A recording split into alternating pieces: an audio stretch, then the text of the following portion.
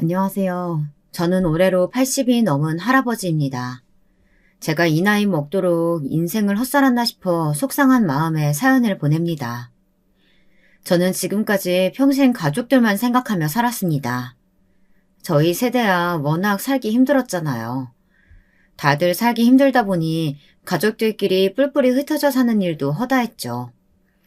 저는 10살도 되기 전 아버지를 따라 여기저기 안 가본 곳이 없이 떠돌아다녔습니다. 원래 아버지가 대장장이었는데 일하던 대장간이 문을 닫게 되면서 일이 뚝 끊겨버렸어요. 먹고 살 길이 빠듯하다 보니 어머님과 누나들까지 고향에 있는 공장에 들어가 일을 했습니다.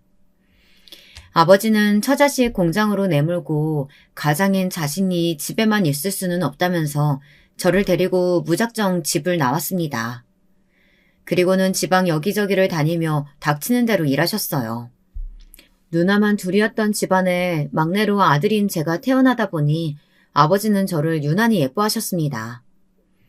도저히 저를 떼어놓고는 일을 다닐 수 없다면서 지방까지 저를 데리고 다니셨어요.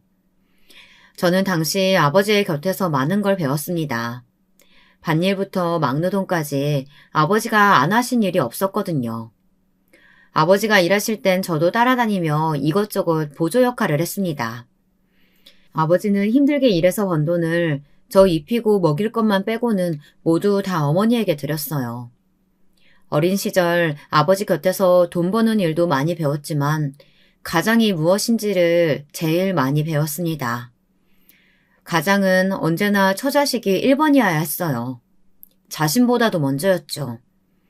그런 아버지를 저는 존경하지 않을 수가 없었습니다.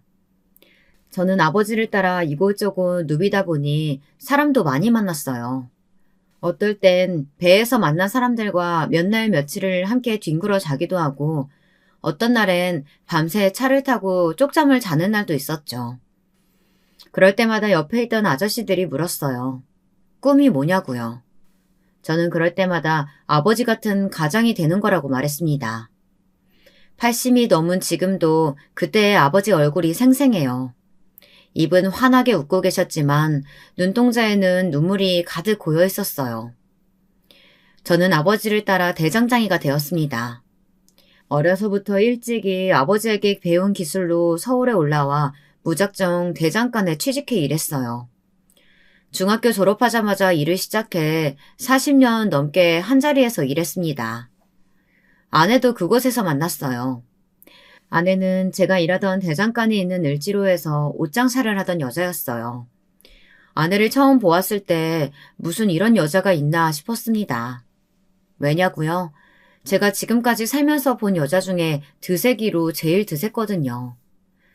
여자가 어쩜 제가 싫어하는 행동만 골라서 하는데 이상하게 그게 싫지가 않더군요. 오히려 다 귀엽게만 보였어요. 제 눈에 안경이라는 말이 딱 저와 아내를 두고 한 말이었죠. 아내는 저와 달리 참 똑똑했어요. 저는 중학교도 간신히 졸업했지만 아내는 고등학교도 나왔거든요. 머리가 얼마나 좋은지 셈도 잘하고 어려운 말도 잘 알아듣는 게 제 눈에는 대단해 보였습니다. 그래서 다른 건 다 참아줄 수 있었어요. 사실 아내가 목소리도 크고 사람들과 싸우기도 많이 싸웠거든요. 시장 사람들이랑 하도 싸우고 다녀서 제가 말리러 다닌 게 한두 번이 아니었어요. 왜 그렇게 싸우고 다니냐고요? 저에게도 눈에 넣어도 아프지 않을 아들이 하나 있었습니다. 아들이 인물은 아내를 쏙 빼다박아 예뻤는데 머리는 절 닮았는지 영 나빴어요. 학교에서 시험만 봤다 하면 못 봐서 동네 애들 사이에서 항상 놀림을 당했습니다. 거기다가 체격도 작아서 매번 맞고 다녔어요. 그럴 때마다 아내는 아들 손을 잡고 아들을 괴롭히는 녀석들을 쫓아가 흠씬 혼내주었습니다. 그러다 보니 애들 싸움이 어른 싸움까지 된 거죠. 한 번은 그런 적도 있습니다. 저희 대장간 바로 옆집에 식당이 하나 있어요. 제가 10년째 다니는 단골 식당이에요. 농담으로 제 아내가 차려준 밥상보다 그 식당 아줌마 밥을 더 많이 먹었다고 할 정도로 막역한 사이였죠. 그런데 아내는 처음부터 그 아줌마를 싫어했어요. 남편도 있는 옆에 내가 식당에 오는 남자들한테 여우짓을 한다며 저하고도 가깝게 지내지 말라고 했거든요. 그런데 하필이면 그 아줌마 아들이랑 저희 아들이 같은 학교에 다녔어요. 하루는 식당 아줌마 아들놈이 제 아들놈이랑 싸워 제 아들놈 코피를 터뜨려 놨나 봐요. 그날 점심때 아내가 장사를 하다 말고 식당에 쫓아왔더군요. 이 옆에 내가 식당에 오는 남자들한테 살랑살랑 꼬리칠 때부터 내가 알아봤어. 도대체 자식 교육을 어떻게 시켰길래 내 귀한 아들 코를 터뜨려? 뭐야? 이게 미쳤나? 내가 언제 남자들한테 꼬리를 쳤다고 지랄이야? 이게 말이면 다 한 줄 아나? 네가 내 남편 반찬 갖다 줄 때마다 눈웃음 흘리면서 살랑거리는 거 내가 모를 줄 알아? 네 못생긴 아들놈 때문에 우리 잘생긴 아들 콧대 내려앉으면 책임질 거냐고. 아이고 웃기고 있네. 네 남편이나 네 아들이나 둘 다 두꺼비같이 생겼구만. 어디서 개소리하고 앉았어? 뭐? 개소리? 어디 한번 개소리 내는 미친년한테 당해볼래? 그날 시장바닥 전체가 흔들릴 정도로 곡소리가 끊이질 않았습니다. 저는 아내가 막무가내로 굴 때마다 너무 힘들었어요.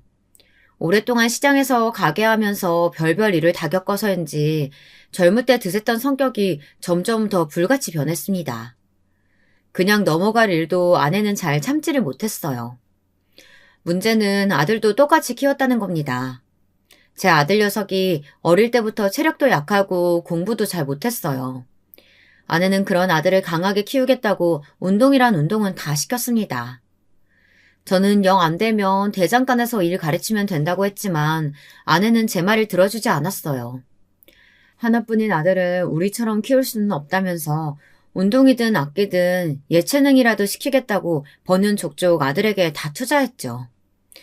아내 생각에 전부 동의한 건 아니었지만 그래도 하나뿐인 아들에게 부족한 건 없이 다 해줘야겠다는 마음만은 저도 아내와 같았습니다. 저희 아버지도 그러셨으니까요. 힘든 형편에도 제가 하고 싶다는 건 다 하게 해주시고 먹고 싶다는 건 다 사주셨어요. 누나들이 샘낼 정도로 말이죠. 그런데 그게 화근이었습니다. 저와 아내 둘 다 먹고 사느라 바빠 아들을 마냥 오냐오냐 키웠더니 아들이 어느새 망가져 있었어요. 아들의 문제를 처음 알게 된 건 저였습니다. 아들이 고등학교에 다니던 시절이었는데요. 그날도 제가 대장간에서 한참 일을 하고 있었는데 가게로 파출소에서 연락이 왔어요. 글쎄 제 아들놈이 파출소에 있다네요. 다른 학교 아이들과 싸움이 붙었는데 제 아들 녀석이 심하게 상대방 아이를 때렸다고 하더라고요. 그래서 맞은 아이 부모가 제 아들 녀석을 신고했대요. 무조건 감옥에 넣겠다고 난리가 났답니다. 저는 놀라서 한달음에 파출소로 달려갔어요. 그런데 아들에게 맞았다는 아이들의 말을 듣는데 저는 소름이 돋았습니다. 그만하라고 죽는다고 말렸는데도 제 아들놈이 멈추지 않고 때렸대요. 심지어 싸운 아이 중 한 명은 상태가 심각해 병원에 입원까지 했답니다. 저는 한숨밖에 나오질 않았어요. 거기다가 파출소에는 아들 학교 선생님까지 와 계셨습니다. 저 새끼 저거 완전 미친놈이에요. 권투 배웠다고 자랑하길래 그냥 좀 같이 놀자고 한 건데 나중에는 담뱃불까지 얼굴에 지지려고 했다니까요. 상황은 심각했습니다. 선생님 말씀이 피해자 학생 부모의 의견이 강경해서 잘못하면 학교까지 잘릴 수 있는 상황이라고 하더군요. 안 그래도 답답해 죽겠는데 아내는 파출소까지 찾아와 더 난리를 쳤습니다. 애들끼리 싸울 수도 있지. 별것도 아닌 일 가지고 애 인생을 망치려고 해요. 병원비 물어주면 되잖아요. 제가 아는 아내는 분명 셈이 빠르고 똑똑한 사람이었습니다. 그런데 언제 저렇게 무식한 여편애가 된 건지 모르겠더군요. 저는 아내를 데리고 밖으로 나왔습니다. 피해자 애들 부모한테 무릎 꿇고 사과해도 시원찮을 판에 당신 그게 지금 무슨 태도야? 옛날에 우리 애들 맞고 들어왔을 때 생각 안 나? 한 대만 맞고 와도 난리치고 쫓아가던 사람이 무식하게 왜 이래? 뭐? 무식? 중학교도 간신히 졸업한 주제에 어디서 나더러 무식이래? 당신이 무식한 대장장이니까 저 인간들이 우리 무시하고 내 아들 구치소에 쳐넣으려고 하는 거잖아. 아내와는 말이 통하질 않았습니다. 아주 아나무인이 따로 없었어요. 그래, 내가 무식하고 배운 거 없는 대장장이라 처자식 무시당하게 하는 못난 애비다. 저는 아내에게 모진 말을 퍼붓고 다시 파출소로 들어가 피해자 부모들 앞에 무릎을 꿇었습니다. 제 아들이 잘못한 건 분명하지만 이대로 고등학교도 졸업 못하게 할 수는 없었어요. 아내가 드세고 무식한 소리를 하긴 해도 다 틀린 말은 아니에요. 제 아들까지 저처럼 중졸의 대장장이로 만들 수는 없으니까요. 다행히 사건은 잘 마무리됐습니다. 학교에서도 근신을 받기는 했지만 졸업하는 데 무리는 없었어요. 그런데 저희 가정의 문제는 그때부터가 시작이었습니다. 한번 어긋나기 시작한 부부관계는 걷잡을 수 없이 나빠졌어요. 아내는 툭하면 저를 무시했습니다. 그뿐만이 아니라 뭐든 제 탓을 했어요. 당시에 저희 부모님은 고향에 살고 계셨어요. 젊어서 힘들게 모은 돈으로 오래된 집 한 채와 땅을 사 농사를 짓고 계셨죠. 아버지의 오랜 꿈이셨거든요. 젊어서 제대로 된 거처도 없이 매일 여기저기 남의 일만 하시다 보니 자기 집을 갖고 자기 땅에서 일하는 게 소원이셨어요. 그런데 아내가 그 땅이 올랐다는 소리를 어디서 듣고 와서는 그걸 가지고 괜한 꼬투리를 잡더군요. 매일 우리 아들 노래만 부르시면 뭘 해. 돈이고 땅이고 올라도 한 푼도 내주지를 않는데.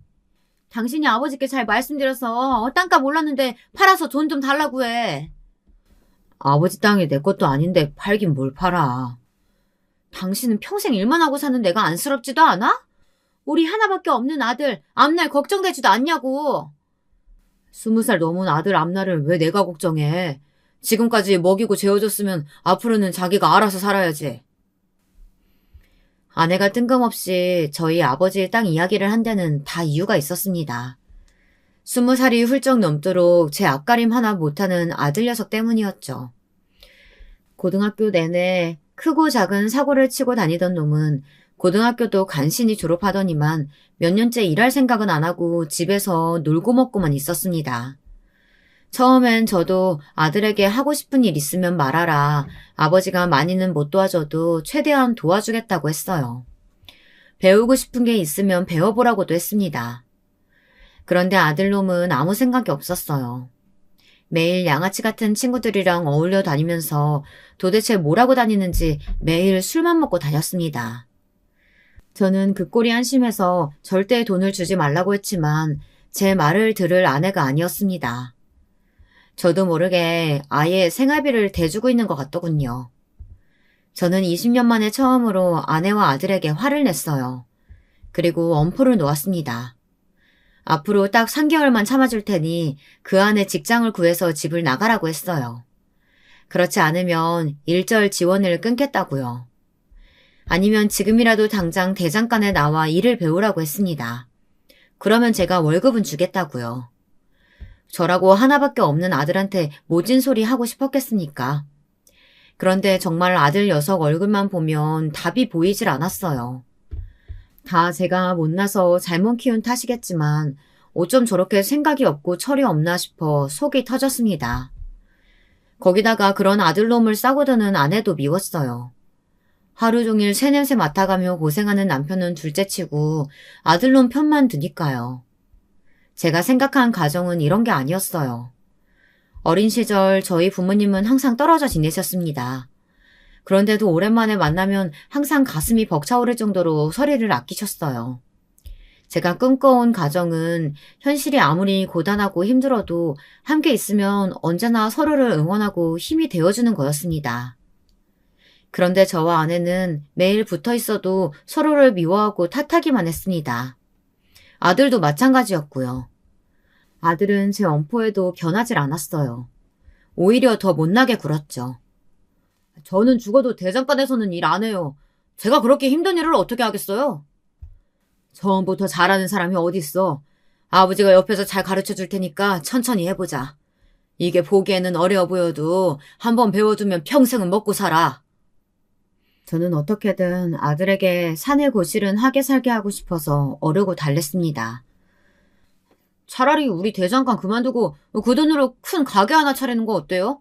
고급 레스토랑이나 술집 같은 거요. 저한테 기회 주시면 제가 잘해볼게요. 혹시 알아요? 제가 잘 돼서 어머니 아버지 둘 다 일 그만두고 호강하실지? 아들놈은 겉만 번지르르 하고 뜬구름 잡는 이야기만 해댔습니다. 주방에 한번 들어가 본 적도 없는 놈이 도대체 레스토랑은 어떻게 하겠다는 건지 모르겠습니다. 거기다가 잠도 많아서 새벽에 일어나지도 못하는 게 무슨 술집을 하겠다는 건지 이해할 수가 없었죠. 이게 아직도 정신 못 차리고 헛소리하고 있네. 직장 생활도 한번 못 해본 네가 무슨 장사야? 너 내가 좋게 말하니까 말을 못 알아듣는 것 같은데 당장 내일부터 대장간에 나와. 안 그러면 집에서 아예 쫓아낼 줄 알아. 당시에 고향에 계신 아버지도 건강이 좋지 않아 저는 이래저래 싱숭생숭했습니다. 어머니가 아버지 때문에 힘들어하셨거든요. 그런데 그 와중에 아들놈이 또 사고를 쳤습니다. 이번엔 아예 집을 나가버렸어요. 그때는 카드고 뭐고 없을 때라 뭐든지 다 현금만 가지고 다니던 시대예요. 큰돈이 들어갈 일이 있으면 가방에 돈을 넣어 품에 꼭 안고 다녔습니다.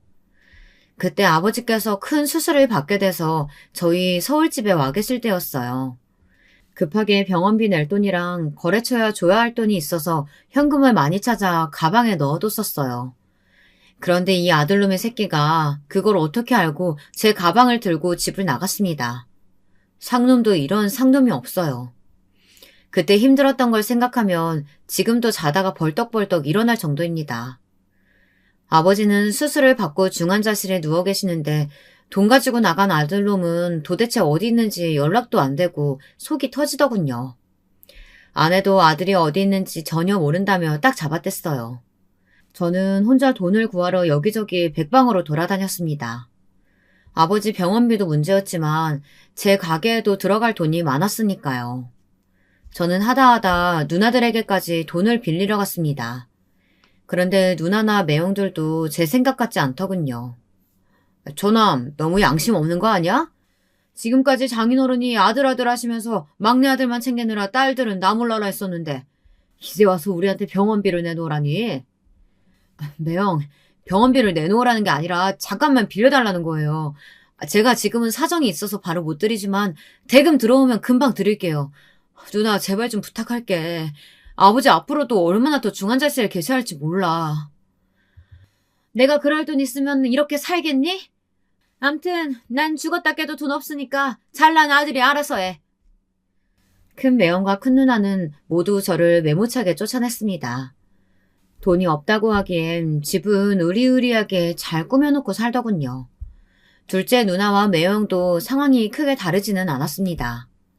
전함, 지금 상황을 너무 모르는 거 아니야? 내가 처갓댁 갈 때마다 동네 사람들한테 물어보니까 장인어른 땅이 어마어마하다는데 장인어른한테 하루라도 빨리 얘기해서 그 땅 좀 팔아가지고 나눠달라고 해. 그럼 돈 걱정 없잖아. 당신이 뭔데 우리 아버지 땅을 팔아라 말아라 간섭을 해. 괜히 쓸데없는 소리 말고 당신이 병원비 좀 빌려주면 될 거 아냐. 둘째 매형은 이런 상황에서도 빨리 땅이나 팔라고 성화였습니다.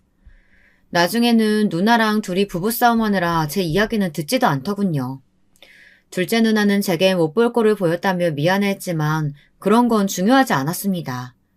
제게는 지금 당장 돈이 더 급했으니까요. 저는 결국 제가 살던 집을 팔았습니다.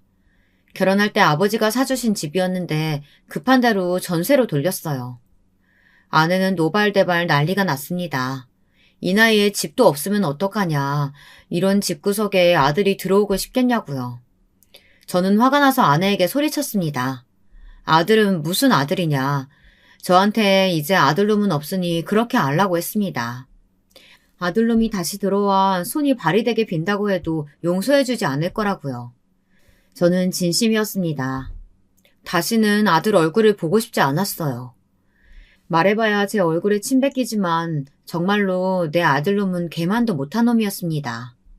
어떻게 된 놈이 할아버지 병원비를 가지고 집을 나간답니까? 힘들고 슬퍼도 세상은 잘만 돌아갔습니다. 아버지는 중환자실에서 나와 일반 병실에 잠시 계시다 요양원으로 가셔야 했습니다. 아버지 병간호를 하시던 와중에 어머니가 먼저 돌아가셨거든요. 그때 슬픔은 말로 다 할 수 없을 정도로 힘들었습니다.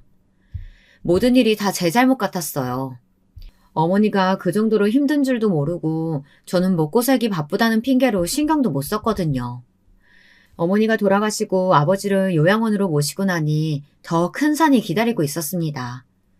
바로 누나와 매형들이 어머니 장례가 끝나자마자 집에 찾아와 난리를 쳤어요.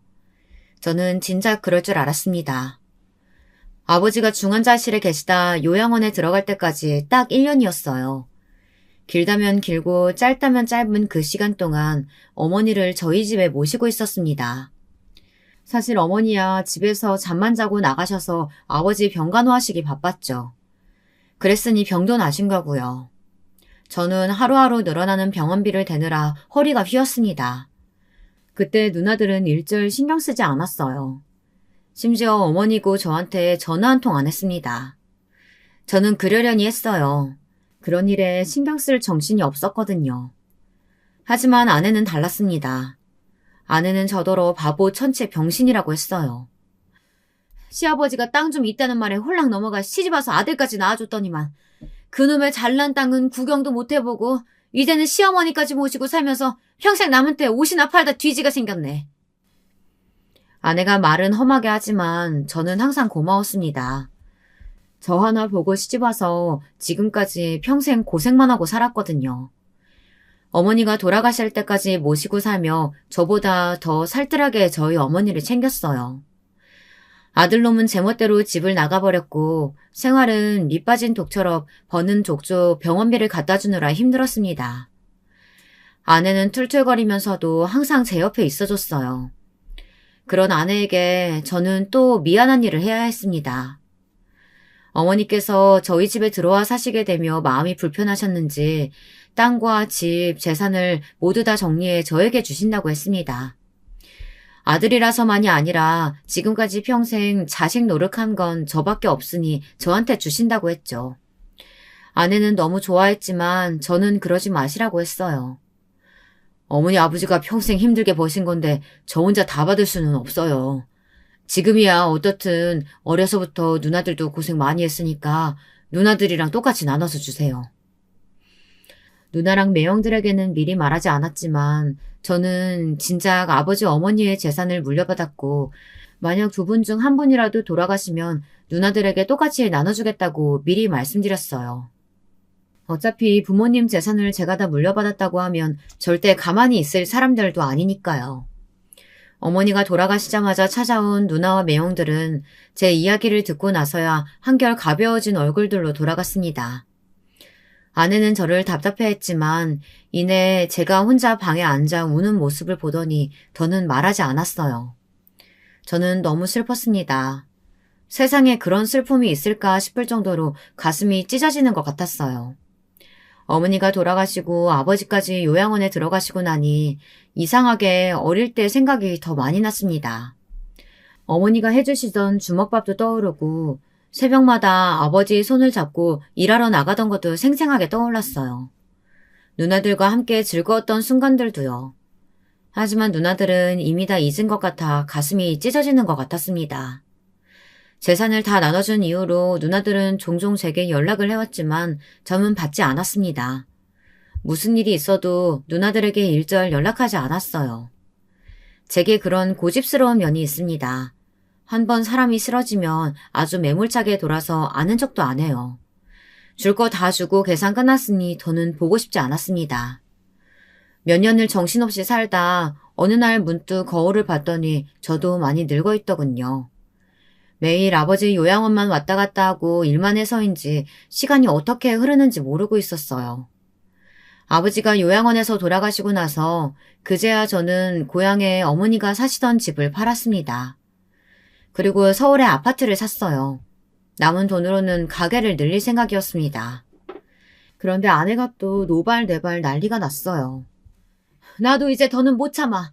당신도 조금 있으면 환갑인데 그놈의 대장간 좀 때려치우고 우리도 좀 편한 거 하면서 쉽게 좀 삽시다.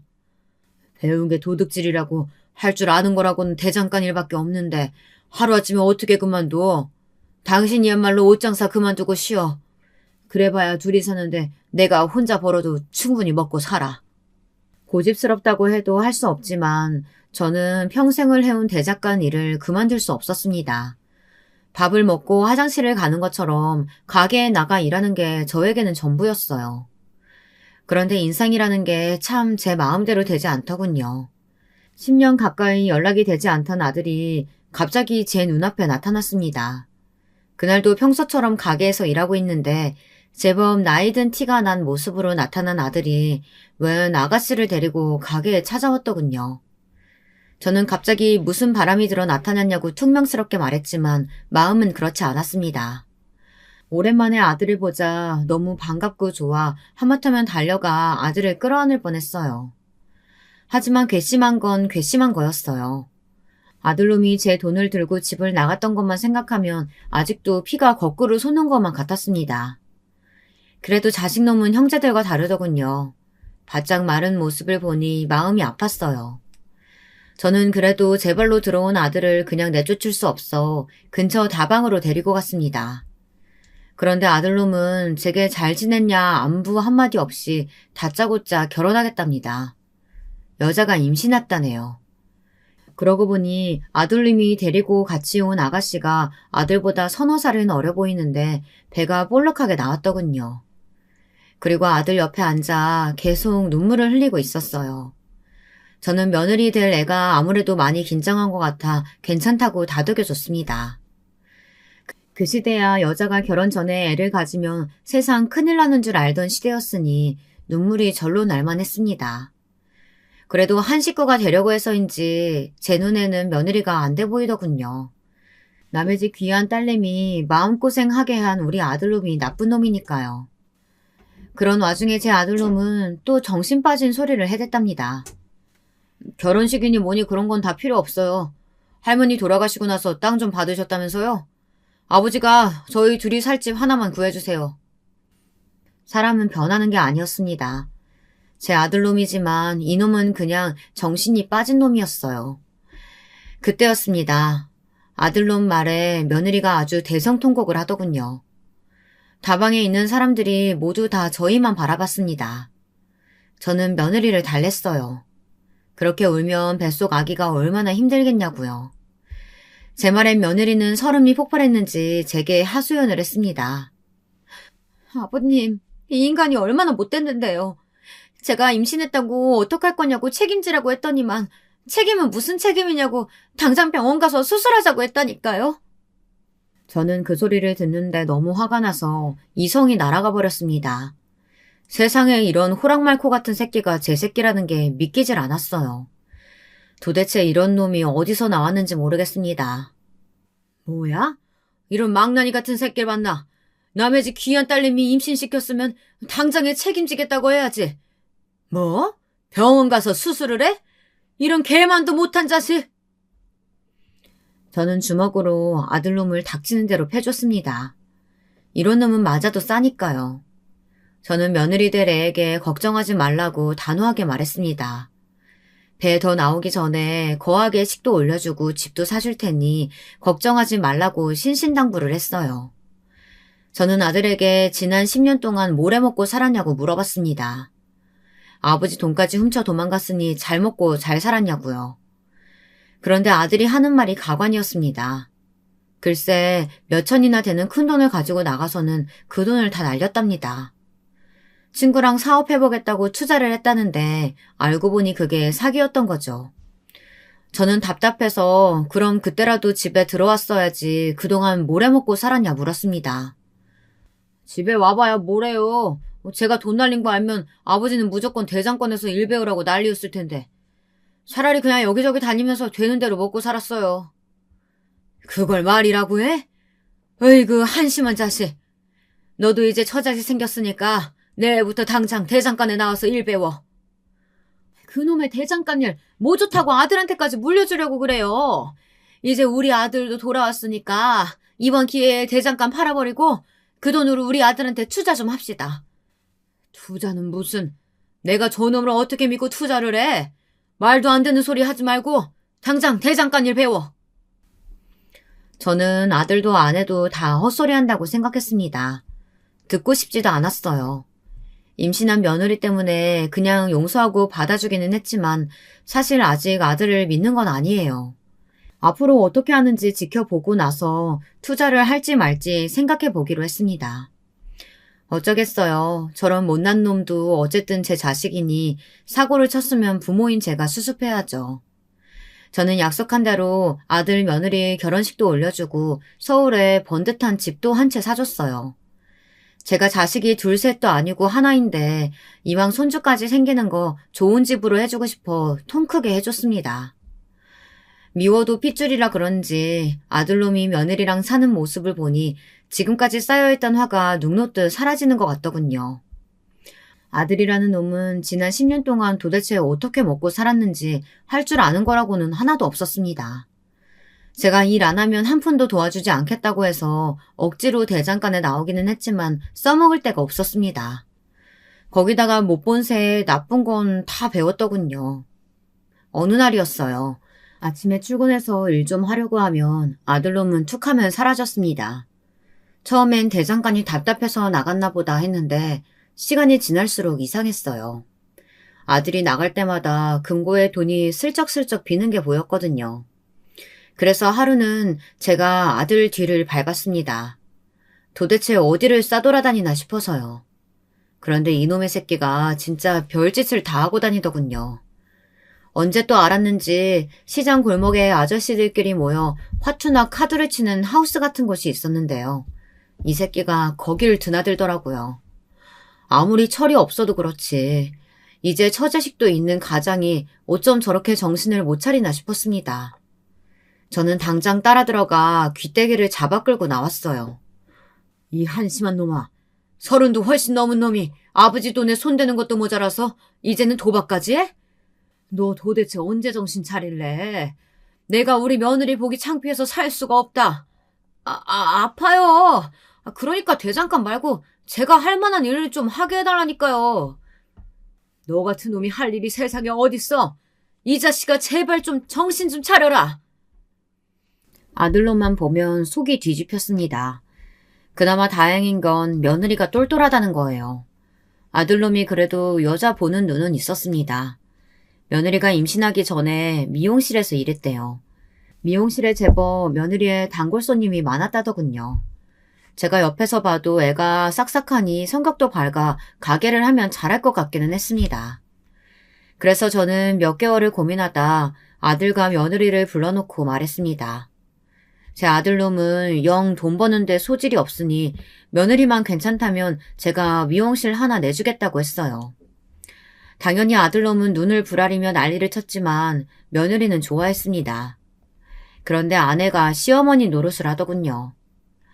멀쩡히 집에서 노는 아들 놔두고 곧 아기 낳을 며느리한테 미용실 차려주면 아기는 누구더러 키우라는 거예요? 누가 키우긴 누가 키워. 돈 못 버는 놈이 키워야지. 하나밖에 없는 아들한테 집에서 애나 보라고 하는 게 말이 돼요? 당신 정말 이런 식으로 나올 거야? 물려받은 땅 계속 손에 쥐고 있으면 뭘 해? 아들한테 미리 좀 물려줘가지고 편하게 살게 해주면 좀 좋아? 아내는 울고불고 소리를 지르며 저한테 어떻게 그럴 수 있냐고 따졌지만 저는 제 생각이 맞는다는 판단을 했어요. 제가 지난 몇 개월 옆에서 지켜보니 아들놈은 가능성이 없었습니다.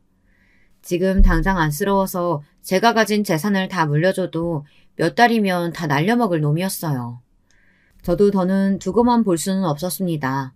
저도 나이가 들고 있었고 아들 녀석도 이제 아버지인데 언제까지 철딱서니 없이 사고만 치고 다니는 꼴을 볼 수는 없었어요.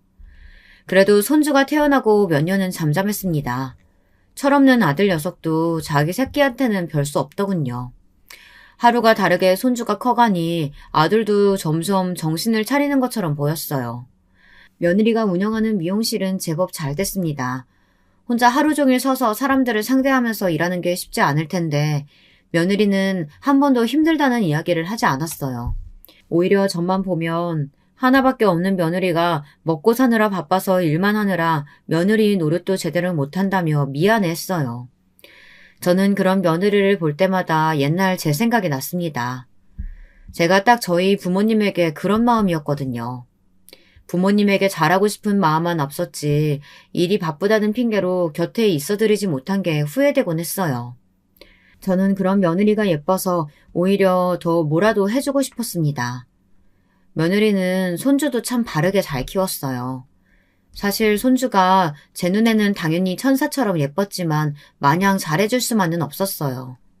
혹여나 제 아들을 닮아 어려서부터 싹수가 없을까봐 저는 오히려 더 엄하게 대했습니다.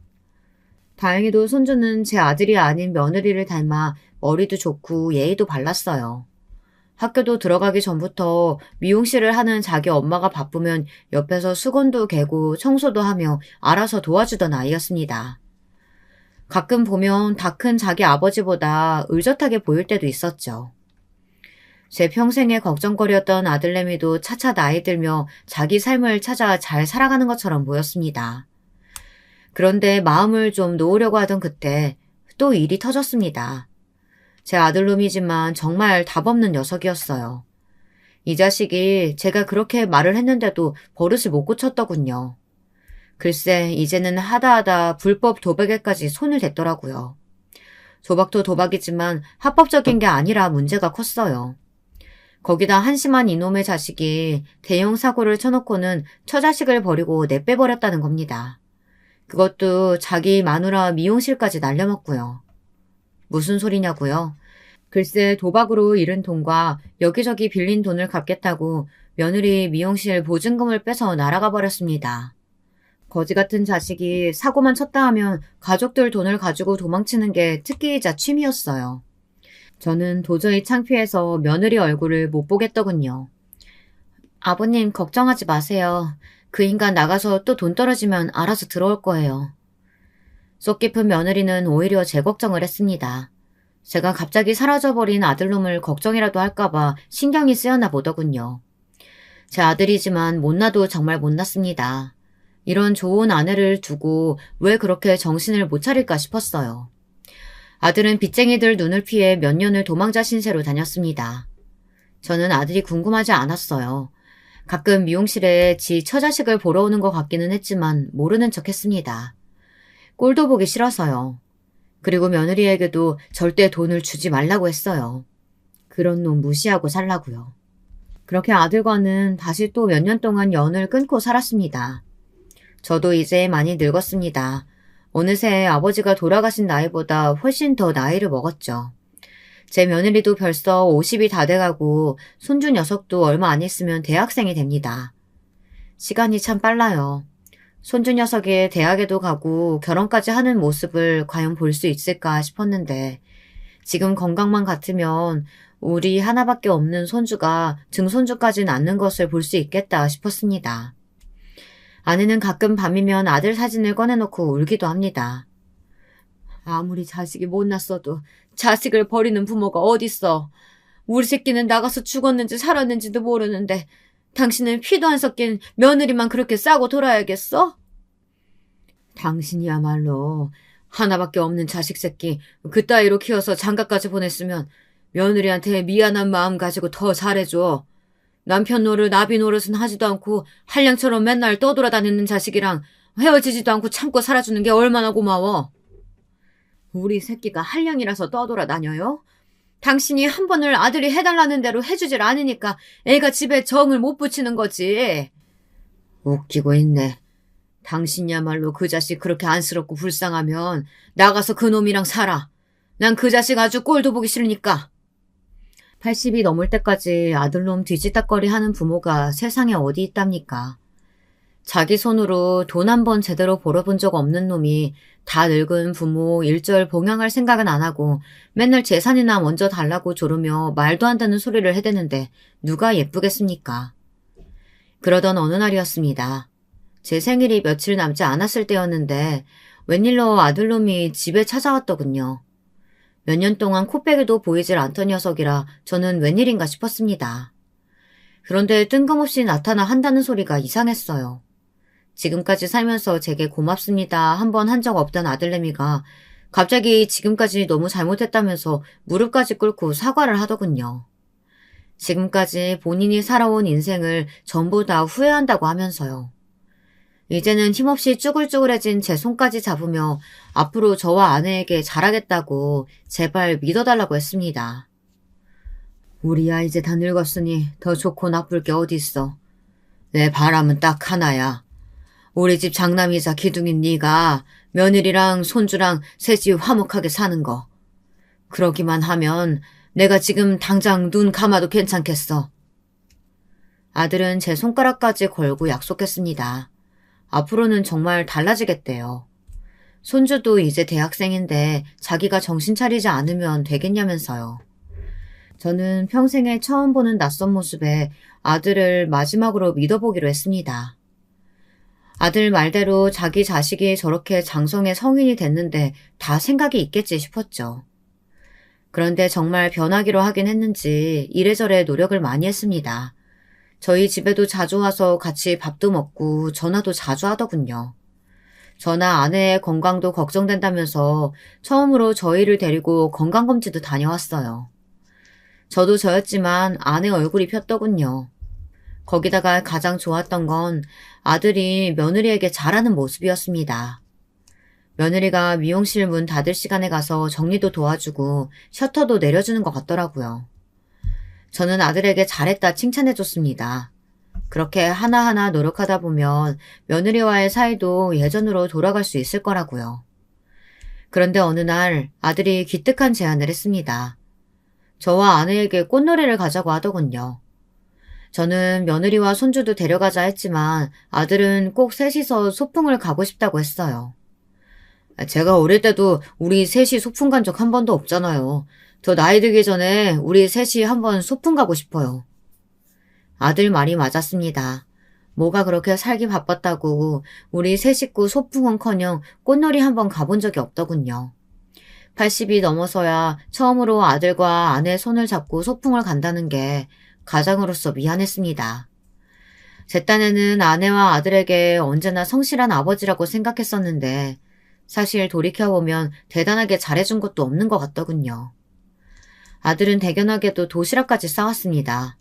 저와 아내를 주겠다고 과일까지 예쁘게 잘라 먹기 좋게 해왔더라고요. 정말 오랜만에 바람도 쐬고 꽃놀이도 실컷 했습니다. 그런데 그때 제 핸드폰이 울렸어요. 메시지 한 통이 왔는데 손주가 보낸 메시지더군요.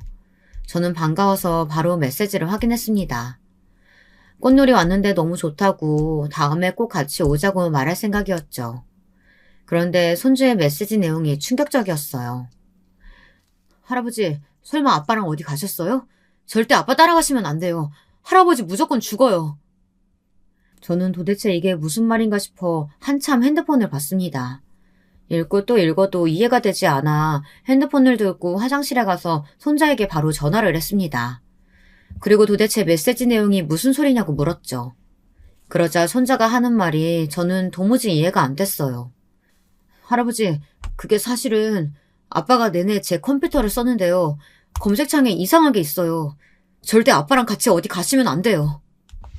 손자가 도대체 뭘 봤는지 놀라서 말을 버벅거리기까지 하더라고요.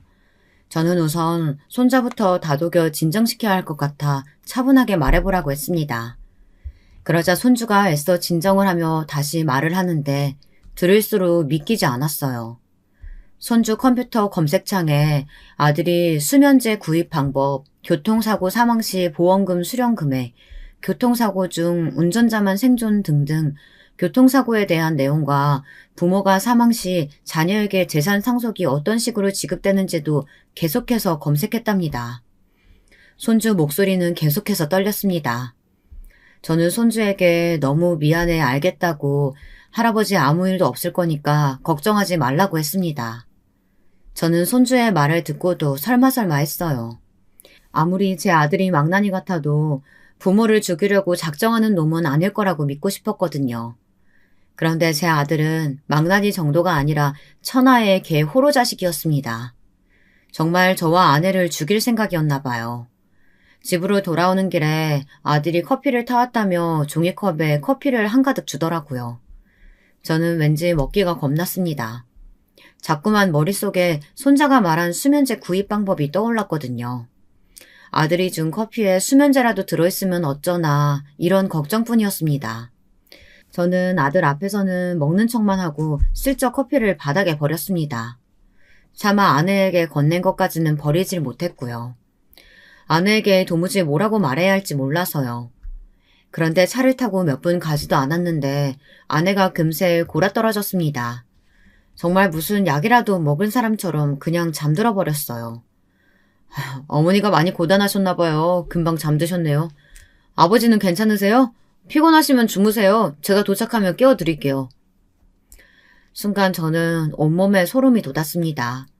운전석에 앉은 사람이 정말 제 아들이 맞나 싶을 정도로 무서웠어요. 아들은 자꾸만 저에게 피곤하지 않냐고 물었습니다. 저는 아무래도 안 되겠다 싶어서 눈을 감고 잠든 척 했습니다. 그런데 뭔가 이상하더군요. 차가 자꾸만 비틀비틀 하는 것 같았어요. 저는 실눈을 뜨고 슬쩍 앞을 봤습니다. 그런데 그 순간 갑자기 아들 차가 중앙선을 넘어가려고 하더군요. 저는 놀라서 아들이 잡고 있던 핸들을 잡아 세게 돌렸습니다.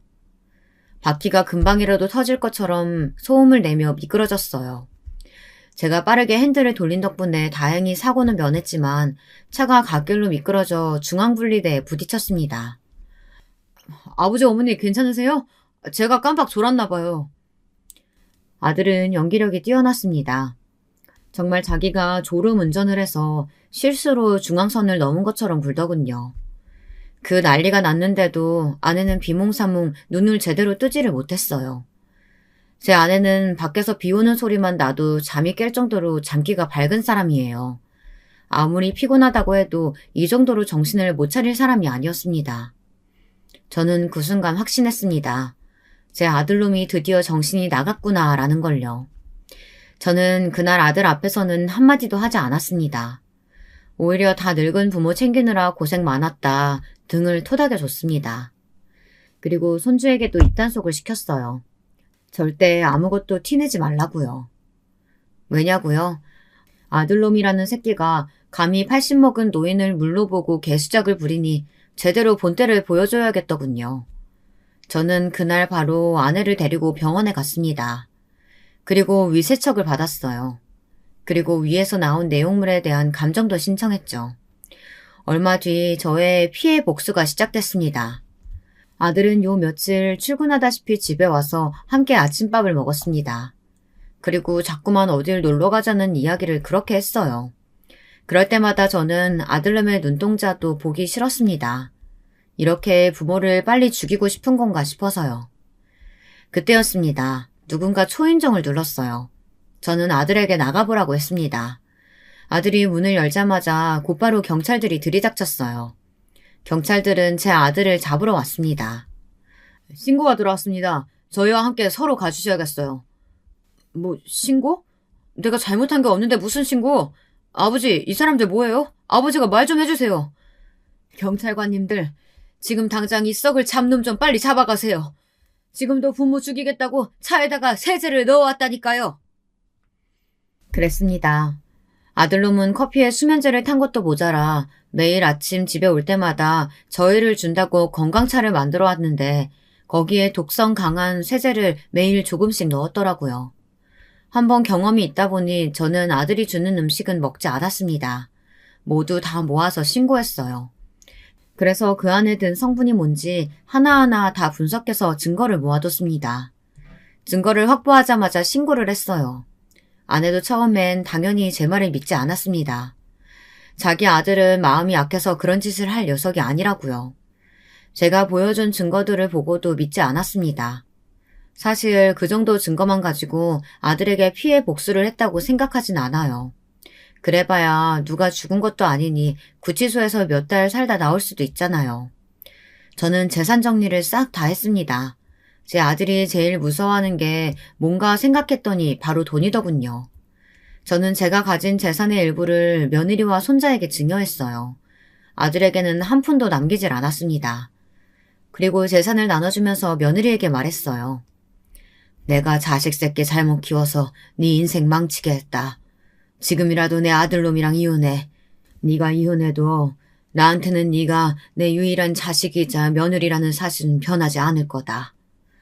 아니에요, 아버님. 제가 배불러서 왔을 때 아버님께서 결혼식도 해주고 집도 사주신다고 했을 때 그 순간부터 저는 이미 아버님 보고 결혼한 거지 그 인간 보고 산 게 아니에요. 제가 아버님께 얼마나 감사한 게 많은데요. 아들놈이야 구치소에 가든 감옥에 가든 상관없었지만 이 일로 며느리와 손주를 못 보게 될까봐 저는 그게 가장 큰 걱정거리였습니다. 며느리는 제가 어떻게 하든지 다 믿고 따라주기로 했어요.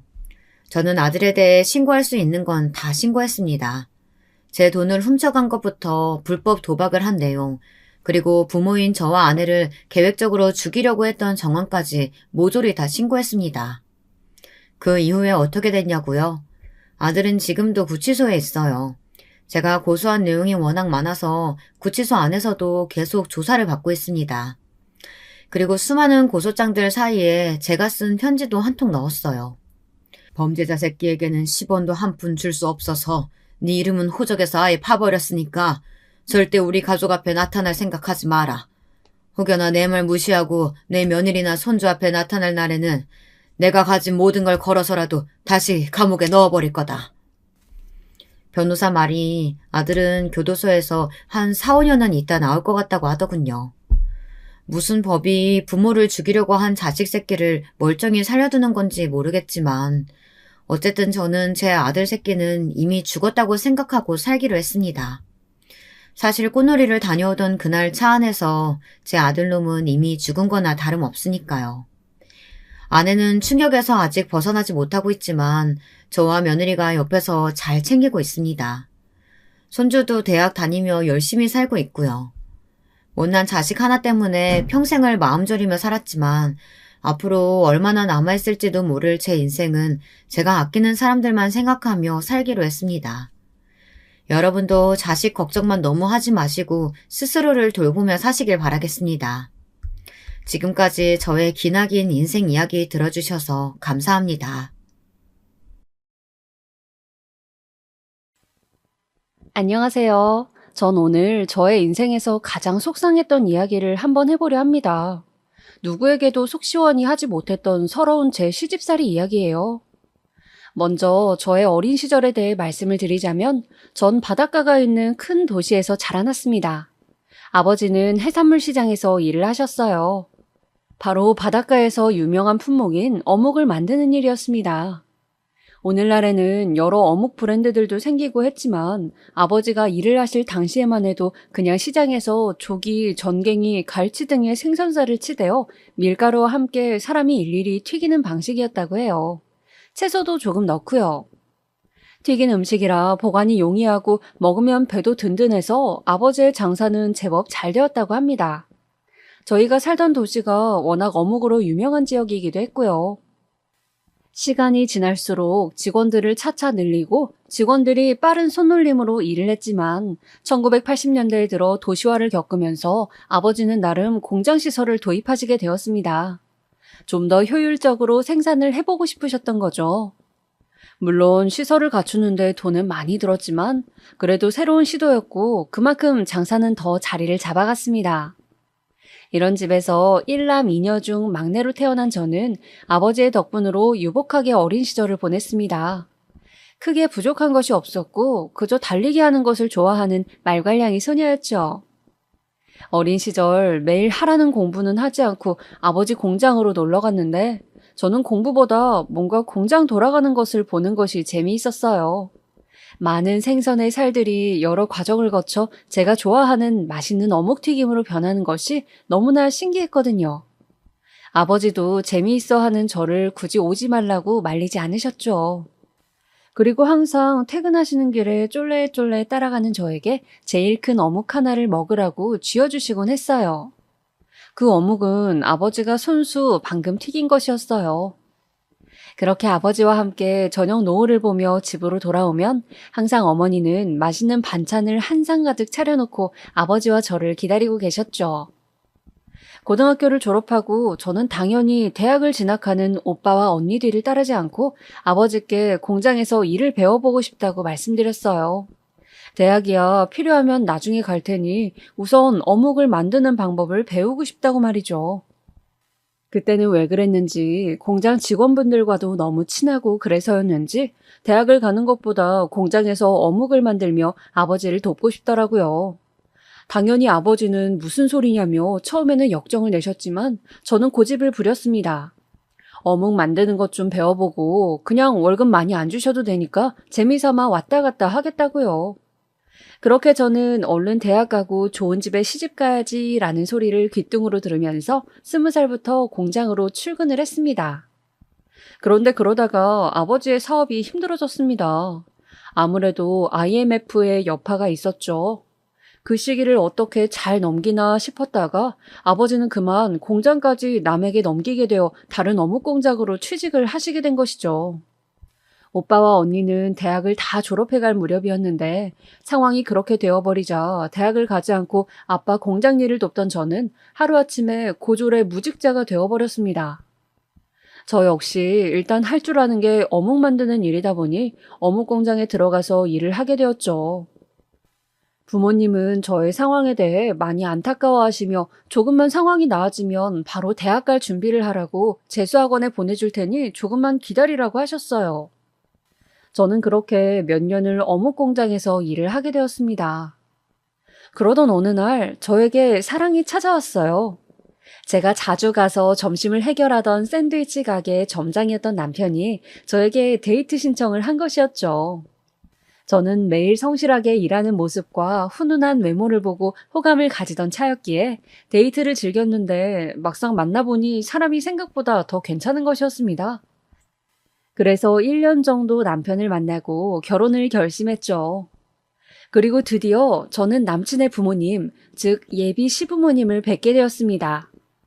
약속된 한정식 집에 도착해서 화장실에서 옷내무새를 가다듬고 막 남친의 가족분들이 있는 룸으로 향하려는 그때 손을 씻으며 전화를 하는 목소리가 들려왔어요. 그렇다니까? 고졸이라고 고졸. 원 마음에 안 차서.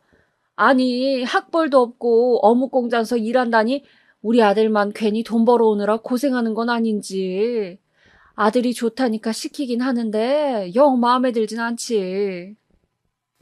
저는 순간 몸이 굳는 것 같았습니다. 아무래도 저 전화의 주인공이 저의 예비 시모 같더군요. 고졸이라고 누군가 저에게 그렇게 대놓고 말하는 것을 처음 들어서인지 기분이 엄청 나빴습니다. 문소리가 들리고 그 전화를 하셨던 분은 나가신 것 같아서 저는 조심스레 손 씻는 곳으로 나가보았어요. 그리고 화장실 거울을 보며 애써 눈물을 닦았습니다. 바보같이 울지 말고 더 당당하게 고졸이지만 그래도 우리 부모님이 나를 얼마나 열심히 잘 키워주셨는지 보여주자고 다짐을 했습니다. 그리고 예비 시댁 식구들을 만나러 갔죠. 막상 얼굴을 보자 화장실 통화의 주인공이 예비 시모인지 아닌지 헷갈렸습니다. 왜냐하면 어머니 아버지 두 분이 굉장히 점잖고 교양이 넘치셨거든요. 저는 혹시 내가 다른 사람 이야기를 듣고 지레 겁을 먹은 것일 수도 있겠다 싶었습니다. 두 분은 저를 안쓰러워하시며 부모님 이야기도 다정하게 물어보시고 결혼에 대한 따뜻한 말씀을 해주셨죠. 저는 저에게 새로운 가족이 생긴다는 기쁜 마음을 안고 결혼을 하게 되었어요. 시댁에서는 감사하게도 우리가 알아서 신혼집을 마련할 테니 혼수만 간단히 채우라고 예단이다 뭐다 그런 거 할 필요도 없다면서 결혼으로 장사하는 사람들 이해를 못하겠다고 하셨어요. 그래서 저는 간단히 가전제품 큰 것들만 마련해서 결혼을 하게 되었습니다. 저희 부모님 역시 처음에는 대학 갈 준비도 안 하고 무슨 어린 나이에 결혼이냐고 반대를 하시다가 제 남편을 보시고 나서는 사람이 생각보다 속도 깊고 성실해 보인다면서 샌드위치 가게 점장까지 벌써 하는 것을 긍정적으로 봐주셨어요. 저는 결혼해서도 아기를 바로 가지지 않고 대학을 입학하기 위한 준비를 하겠다고 약속을 드리고 결혼을 허락받게 되었죠. 저는 일생에 한 번뿐인 결혼인데 제가 생각하는 느낌의 결혼식을 하고 싶어 열심히 알아봤습니다. 저는 5월의 신부가 되고 싶었어요. 그리고 가든파티 느낌이 나는 결혼을 하고 싶었죠. 그러기 위해서는 야외 식장이 필요했습니다. 생화도 많이 필요했고 정원이 있는 결혼식장을 찾아야 했고 혹시 결혼식장이 아니라 장소를 대여한다면 야외 출장 뷔페도 알아봐야 했죠. 혼자 품을 팔다가 도저히 안 돼서 웨딩 플래너와 열심히 상담하며 식장도 잡고 웨딩 촬영도 하면서 특별한 결혼식이 될 수 있도록 애썼죠. 양가 가족들 그리고 친구들 축복을 받으며 결혼했고 동양의 하와이라고 불리는 일본 오키나와로 신혼여행도 다녀왔습니다. 오키나와는 미군 주둔지여서 스테이크가 유명했는데 아직도 거기 가서 남친에서 남편이 된 것을 축하하면서 둘이서 남편은 맥주에 스테이크를 저는 주스와 스테이크를 먹었던 것이 눈에 아른거릴 만큼 저에게는 행복한 기억입니다. 날씨도 좋았고 분위기도 좋았고 모든 것이 행복했어요. 해변에서 수영을 하는데 그 순간 얼마나 행복한지 이 사람과 살면서 항상 이런 기분으로 살 수 있다면 정말 좋겠다 그런 생각도 들었습니다. 그렇게 시작된 제 결혼 생활은 1년간 무던하게 흘러갔습니다. 저는 독서실을 끊어서 대학 입학 공부를 하면서 시간을 보냈고 남편은 매일 출근을 했죠. 그런데 제가 막 대학을 붙어서 입학 준비를 하려던 찰나 남편은 샌드위치 가게 점장 일이 마음에 안 들었던지 이제 내 사업을 좀 해보고 싶다면서 계속 가게를 그만둘 공리를 하는 것이었습니다. 내심 불안해진 제가 그만두면 뭘 하고 살 거냐고 물어도 남편은 그저 미천을 가지고 사업을 구상 중이라고만 했어요. 저는 당장 저도 대학을 다녀야 하는데 남편이 사업을 시작했다가 잘 되지 않으면 어쩌나 걱정이 앞섰습니다. 그래서 그런 우려의 말을 하니 남편은 제 말을 들어보지도 않고 다짜고짜 화를 내는 것이었어요. 자신을 못 믿는 거냐면서요. 그러던 어느 날 저녁이었습니다. 자기야, 잠깐 할 말이 있는데 내가 사업 구상하고 있는 건 알고 있지? 샌드위치 가게 일 그만두고 브런치 레스토랑 차리고 싶다며. 그 준비 때문에 소개받은 식당이 있어서 가서 3개월간 일을 일단 배우고 나서 오픈 준비를 해서 차릴까 해. 어, 그래서 말인데 어차피 우리가 한 가족이니까 운명 공동체 아니겠어? 자기 부모님이 대학 등록금 하라고 돈 주신 거 있지? 그거 일단 자기 대학 가는 걸 좀 미루고 내 사업 자금에 보태면 어떨까? 뭐라고? 남편은 말도 안 되는 소리를 하는 것이었어요. 자기 식당을 오픈하고 싶어서 눈에 보이는 게 없는지 세상에 우리 부모님께서 저 대학 등록금으로 마련해 주신 돈을 탐내는 거 있죠? 저는 너무 당황스러웠습니다. 성실하고 일밖에 모르는 남자라 그런 점이 좋아 보여서 결혼한 것이었는데 이런 식으로 사업을 한답시고 저를 힘들게 할 줄은 몰랐어요. 친정 부모님이 주신 돈을 제가 남편 사업에 보탠다는 것은 아무리 생각해도 좀 마음이 안 내켰습니다. 그래서 저는 남편에게 그건 좀 힘들겠다고 말했어요. 그 돈은 우리 부모님 돈이고 내가 공부하기를 바라고 주신 돈이기 때문에 건드리고 싶지 않다고 말했죠. 당신 정말 섭섭하게 말한다. 나는 내 사업이 잘 되면 자기 호강시켜줄 생각밖에 없는데 자기는 네 돈, 내 돈 따지고 있네. 알았어. 내가 부족한 돈은 그러면 형들한테 빌려보든지 엄마 아빠한테 말해볼게. 이래서 피가 물보다 진하다고 하나 봐, 어? 여보. 남편은 한동안 그 일로 화가 나서 저와 말도 섞지 않았습니다. 그러나 저는 저대로 어쩔 수가 없었어요.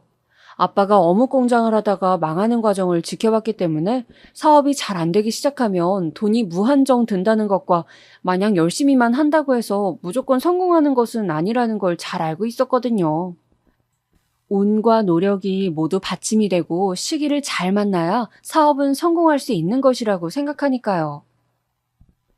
남편은 위로 형 2명이 있었는데 결국 부족한 사업 자금은 형들에게서 빌렸다고 들었어요. 시부모님도 얼마를 보태주셨고요. 그렇게 시댁의 지원을 받아 남편은 의기양양하게 브런치 레스토랑을 오픈했습니다. 저는 남편이 식당을 오픈한 그 해에 대학을 진학했어요. 그렇게 남편과 저는 각자의 일에 몰두했습니다. 남편은 당시에는 생소한 메뉴였던 술안을 메뉴에 넣기도 하고 이태원에서 일을 배워 그런지 남들보다 한 발 빠르게 유럽 쪽 메뉴들을 가지고 와서 메뉴로 내놓아서 나름 입소문이 났습니다. 그렇게 다양한 메뉴들을 선보이다가 남편이 만든 수제버거가 너무 반응이 좋아서 수제버거 전문점으로 가게 컨셉을 바꿨어요. 그때는 몰랐죠. 이게 문제의 발단이 될 줄은. 혹시 맥도날드 버거병이라고 들어보셨나요? 만 4세 여아가 용혈성 요독 증후군이라는 병에 걸렸는데 그 부모가 발병의 원인이 당일 먹은 햄버거라고 주장하며 맥도날드를 고소하여 논란이 된 사건인데요. 여자아이가 걸린 이 병은 신장 이식이 필요할 정도로 생명에 지장을 주는 병이라고 하는데 당시 맥도날드에게 덜 구워진 패티 때문에 병에 걸렸다고 언론에서 대대적으로 보도를 했습니다. 갑자기 이 이야기가 왜 나오냐고요? 저희 남편의 가게는 수제버거 가게였죠. 가게의 매출은 이 뉴스가 나오기 시작하면서 급격히 감소하기 시작했습니다. 사람들이 버거 자체를 기피하기 시작한 거였죠. 뉴스에서도 확실하게 햄버거 때문에 병에 걸린 것인지 아닌지 모르겠다고 하는데 여론이 무척 안 좋아지면서 사람들은 아예 버거 가게 자체를 방문하지 않게 되었습니다. 여러 대출을 끼고 시댁 식구들의 돈을 빌려 사업을 시작해 겨우 자리를 잡아가고 있던 차에 이런 일이 터져버려 남편은 그야말로 멘붕에 빠졌죠. 어떻게든 돈을 벌어보려고 다른 아르바이트를 시작하고 아등바등 노력하던 남편은 결국 시댁 식구들뿐만 아니라 주변 친구들 돈까지 다 여기저기서 빌리고 제2금융권 그리고 사채까지 손을 뻗치게 되었습니다. 어떻게 해서든 가게를 접지 않고 끌고 가다 보면 상황이 좋아질 것이라 여겼기 때문이죠. 저희가 살던 집도 담보를 잡힌 것은 당연하고요. 그러나 햄버거병의 여파는 생각보다 길었습니다. 그 고통의 시간 동안 남편은 빚이 그렇게 쌓여간다는 것을 저에게도 말하지 않은 채 혼자 머리를 부여잡고 끙끙대며 밤마다 소주를 마셨어요. 안주도 없이 깡소주를요. 그러다가 어느 날 아침 달랑 편지 한 장을 남겨두고 남편은 헛개비처럼 사라져버렸습니다. 아침에 일어나 남편이 출근한 줄 알았던 저는 그날 밤이 되어서야 남편이 우편함에 넣어둔 편지를 발견했어요. 자기야, 나 아무래도 빚 때문에 도저히 안 될 것 같아. 아는 분이 돈벌이 할 수 있는 일을 소개해 주신다니까 좀 멀리 다녀올게. 배를 탈 수도 있을 것 같고. 아무튼 너무 걱정하지 마. 그리고 혹시 빚쟁이들이 연락 오면 그냥 당신은 아무것도 모른다고 이혼할 거라고 해. 상황 좀 나아지면 연락할 테니까 형들한테도 잘 좀 말해주고. 편지에는 자기 사정만 일방적으로 적혀 있었고 어디를 가는지 연락할 수 있는 전화번호라든지 그런 것조차 없었습니다. 저는 남편이 너무 원망스러웠죠. 그렇게 저는 남편의 행방불명과 함께 가게는 망하고 남편의 빚 때문에 시달리는 일상을 보내게 되었습니다. 대학도 휴학계를 낼 수밖에 없었습니다. 사람들이 자꾸 찾아왔기 때문이죠. 뿐만 아니라 가끔 가던 시댁 역시 저에게는 고통의 장소였습니다. 시부모님과 아주버님들의 돈이 알고 보니 다 합쳐서 1억이 넘게 물려 있었는데 남편이 언제까지 갚겠다고 해놓고는 사라져버렸기 때문에 아주버님과 형님들 그리고 어머님의 눈초리가 곱지 않았어요. 특히 그래도 부모니 어머니는 아들을 안쓰러워하는 거라도 있었는데 어찌 보면 피가 섞이지 않은 인척 사이인 형님들의 경우는 정말 노골적으로 저를 갈구는 식으로 구박을 하기 시작했습니다. 시댁에 제사가 있을 때마다 당연한 듯이 저는 아침부터 불려가 허리 한번 펴지 못하고 장보기부터 시작해 모든 노동을 하루 종일 파김치가 되도록 해야 했어요. 그리고 제사를 지낼 때쯤이 되면 형님들은 당연하다는 듯이 그제서야 나타나시거나 혹은 직장일이 바쁘다고 안 오시는 경우도 부지기수였죠. 시부모님 생신 역시 마찬가지였습니다. 생신 음식 준비를 위해 저는 심지어 생신 전날부터 시댁에서 자고 새벽부터 음식을 시작해야 했습니다. 부엌에는 산더미 같은 일거리들이 저를 기다리고 있었죠. 저도 그래도 생신인데 아들은 연락도 안 되고 속상하실 것 같아 제가 남편의 몫까지 하고자 성심성의껏 어머님의 심부름을 했습니다. 미역국도 퍼서 나르고 전도 뒤집고 또 나물도 무쳤습니다. 어머님은 저에게 이거 가져와라 저거 가져와라 하시면서 잔소리도 하고 저를 타박도 하셨죠. 그래도 저는 그런 어머님을 좋게 생각하려고 애썼습니다. 음식을 하시면서 어머님은 당신이 아들을 걱정하시고 그리워하며 슬퍼하셨어요. 그런데 그런 넋두리의 끝은 항상 저였습니다. 아휴, 우리 막내 어디서 밥이나 잘 먹고 다니는지 모르겠다. 얼마나 속상할까. 그렇게 열심히 오픈 준비를 했는데 빚쟁이에 쫓겨서 발이나 뻗고 자는가 모르겠구나. 그러게요, 어머니. 통 연락도 없고 어디 있는지 저도 답답하네요. 너는 대학 잘 다니고 있니? 그냥 고졸인 채로 결혼했으면 그대로 살지. 또 무슨 대학을 간다고. 그때 그 등록금 좀 네가 사업 자금으로 내줬으면 이렇게까지 우리 애가 고생했겠니? 형들한테 빌린 돈은 또 어쩔 거야. 아휴, 내가 큰 며느리, 둘째 며느리 볼라치 없다. 어머니, 저도 힘들어요. 아니, 돈도 안 보태놓고 네가 힘들긴 뭐가 힘드니? 그나저나 두 집 다 애들도 있고 돈도 빠듯한데 진짜 네가 형님들한테 미안하다고 싹싹 빌고 계속 차려야 된다.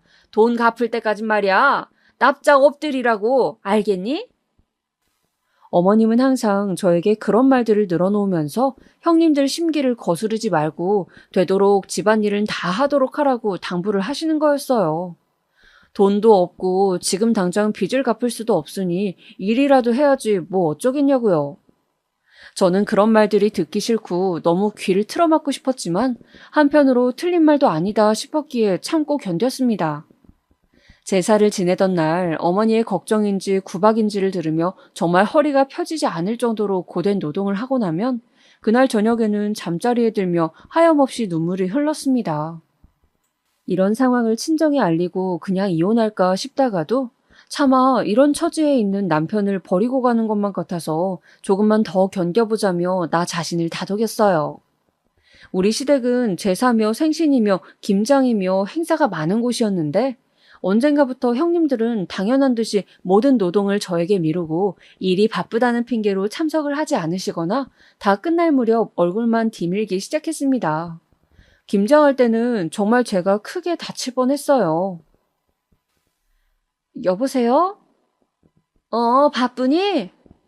네, 안 바빠요, 어머니. 주말 잘 보내고 계세요? 다름이 아니라 너 지금 좀 올 수 있니?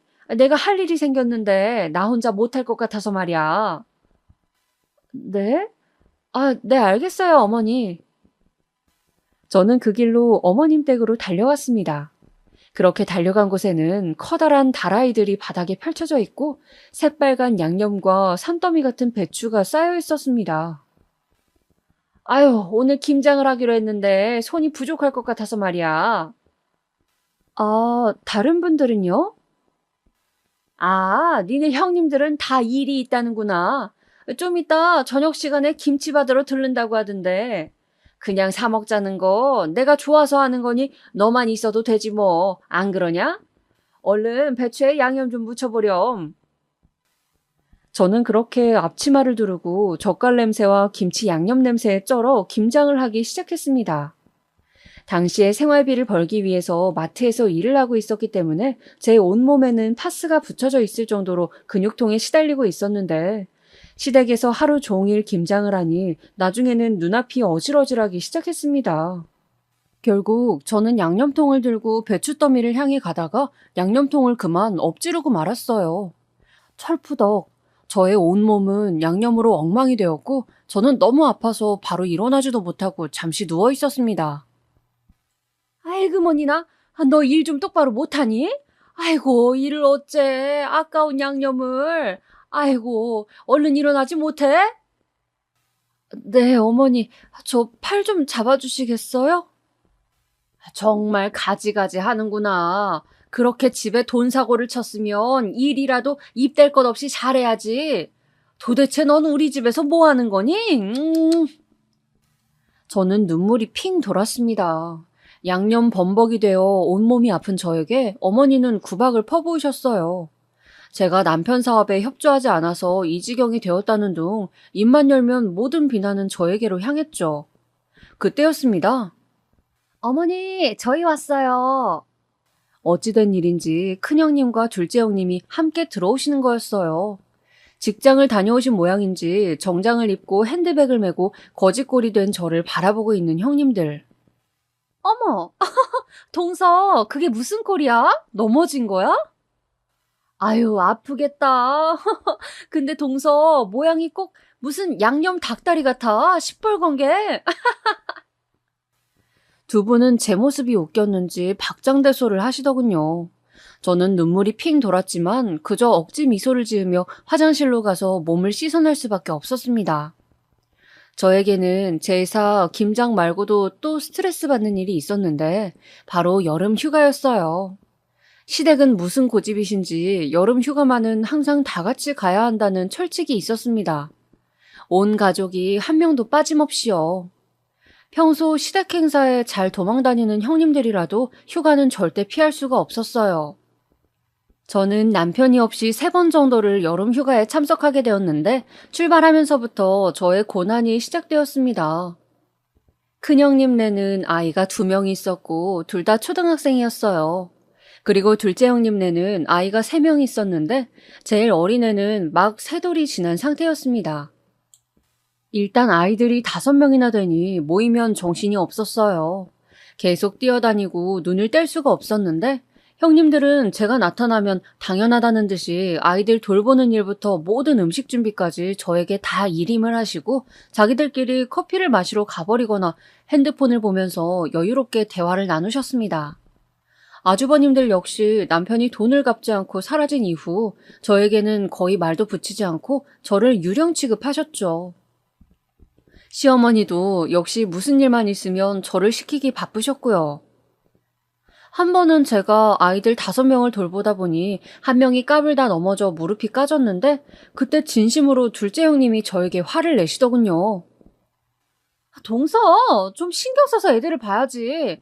여기가 계곡이라 돌도 있고 애들은 눈 떼면 다친다고. 우리 애 무릎에 흉지면 어떡할 거야? 죄송해요, 형님. 근데 제가 애를 안 키워봐서 잘 챙기려고 해도 잘 안 되네요. 동서, 우리 돈 떼먹어 놓고 돈이 없으면 몸으로라도 때워야지. 정신 좀 차려. 네, 죄송해요, 형님. 저는 그렇게 여름 휴가마다 지옥을 맛보았습니다. 가끔은 시어머니의 남동생분인, 그러니까 제 남편 입장에선 외삼촌네 자식들과 손주들까지 오면 총 인원이 20명이 될 때도 있었는데 그 음식 준비도 저 혼자 다 도맡아서 해야 했습니다. 주로 계곡에 가서 텐트를 치고 하루 종일 놀았는데 점심 식사 20인분을 혼자 준비하는 것은 마치 전쟁과도 같았죠. 저는 그 전날부터 국을 미리 만들어 놓고 밑반찬도 하루 종일 만들어서 가지고 갔고 최대한 음식을 준비해 가서 빠르게 차리려고 하는데도 20인분이나 되다 보니 시간은 2시간은 걸리는 것 같았습니다. 치우는데 1시간은 걸렸고요.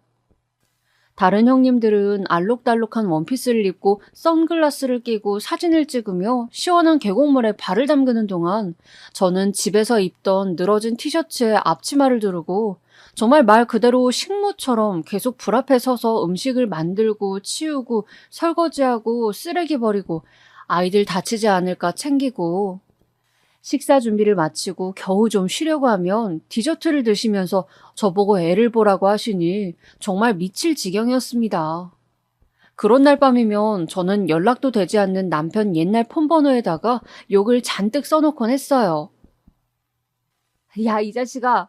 도망을 갈 거면 나를 데리고 가든가 이혼을 하고 가든가.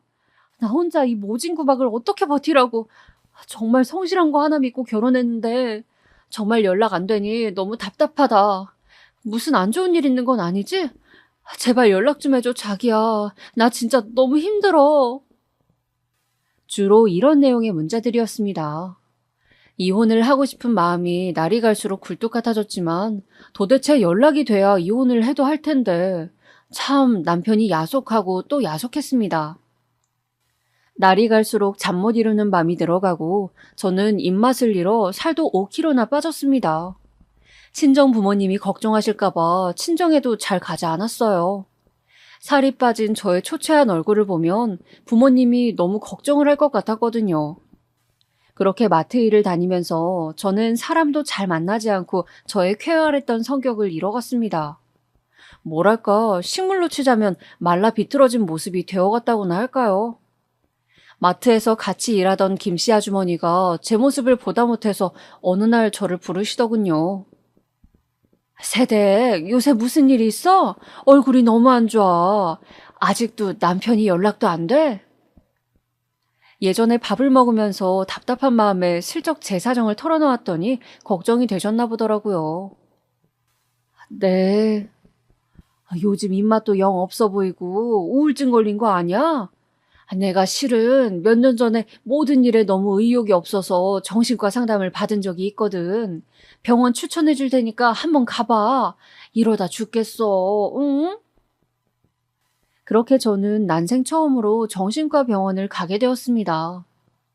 무슨 큰 정신병이라고 하면 어쩌나 걱정이 들었지만 어떤 이야기를 들어도 지금 제 상황에서 더 나빠질 것은 없을 것도 같았죠.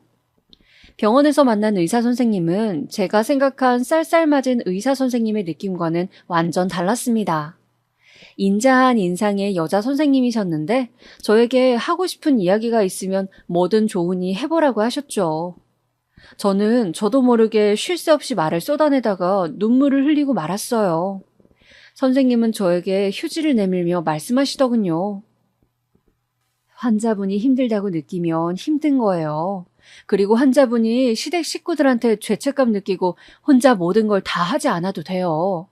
먼저 나 자신부터 돌보고 하고 싶은 말은 하도록 하세요. 이렇게 힘든 상황일수록 조금이라도 긍정적으로 생각하고 자신을 사랑해야 해요.